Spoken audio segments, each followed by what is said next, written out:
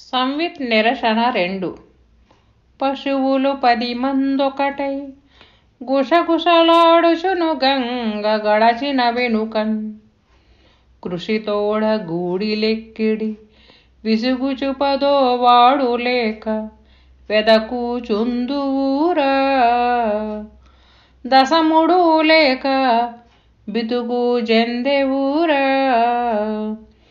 పసినిగాడొకడొచ్చి దశముడు నీవనుచు.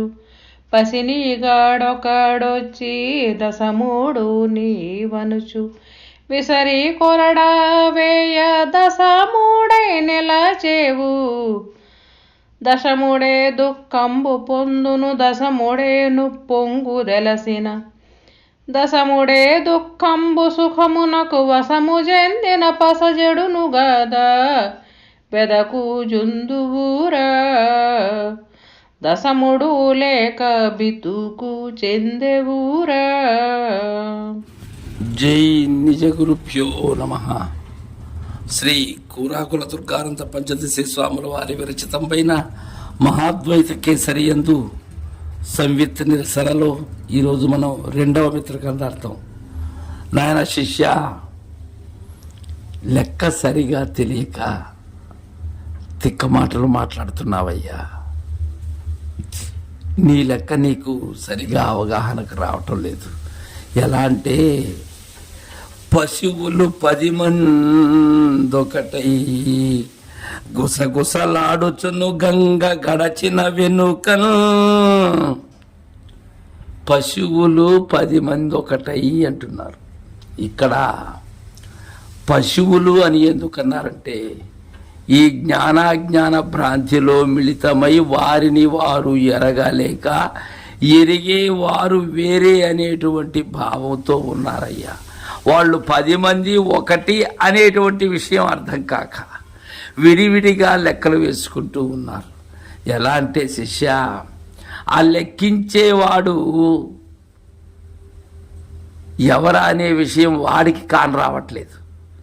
లెక్కించేవాడే మిగిలినటువంటి 10 మందిలో 9 మందిని అయితే లెక్కిస్తున్నాడు. కానీ వాడిని వాడు లెక్కించటం లేదు. వాడి సూత్రాన్ని వాడు తెలుసుకోలేకున్నాడు. వాడి నిజ విధానం తెలుసుకోలేకున్నాడు. వాడు చూస్తున్నాడు మిగిలినటువంటి వారిని. ఎవరిని చూస్తున్నాడు? చూపుల్లో ఉన్న రెంటిని చూస్తున్నాడు, కర్ణములలో ఉన్న రెంటిని చూస్తున్నాడు, ఆగ్రానించే రెంటిని చూస్తున్నాడు, వాక్రూపమైన దానిని చూస్తున్నాడు, ఆనంద రూపమైనటువంటి దానిని చూస్తున్నాడు, విసర్జించే దానిని చూస్తున్నాడు. ఈ ఎన్నిటిలో చేరి చేస్తూ ఉన్నది వాడే. అయితే వాడు తనను తాను మర్చిపోయాడు. అలా గుసగుసలాడుచును గంగ గడచిన వెనుకను. ఆ పశువులు అయినటువంటి పశు సమానులైనటువంటి జ్ఞానాజ్ఞాన మార్గములలో సంచరించేటువంటి వారు గంగలో మునిగి దాటారు, గంగను వీడారు.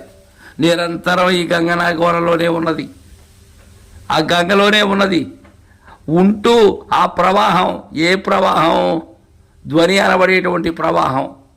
దాని ద్వారా కలిగినటువంటిదే ఆ ప్రణవాక్షరమైనటువంటి ప్రవాహంలోనే కృషితోడ గూడి లెక్కిడి విసుగుసు 10 వాడు లేక వెదకుచుందువురా. దశముడు లేక బితుకు చెందెవురా. లెక్కేస్తూనే ఉన్నారు. నేను వచ్చినప్పటి నుంచి కూడా ఈ లెక్క తేలలేదు. దీనికి ఎన్నో వేదములు, ఎన్నో ఉపనిషత్తులు, ఎన్నో భాష్యములు రాశారు. అవి రాసేవాడే లెక్కించేవాడనే విషయం తెలియక కృషితోడ గూడి లెక్కిడి ఎంతో కృషి చేశారు. విసుగు చెందుతూ ఉన్నారు. ఈ దేనికని 10వ వాడు లేక వెతకుచుండునురా.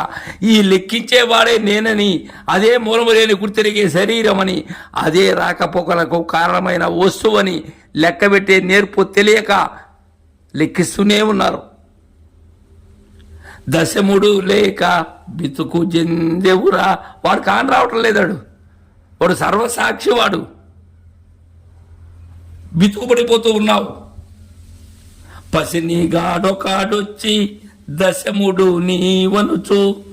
విసరి కొరడా వేయ దశముడై నిలచేవు.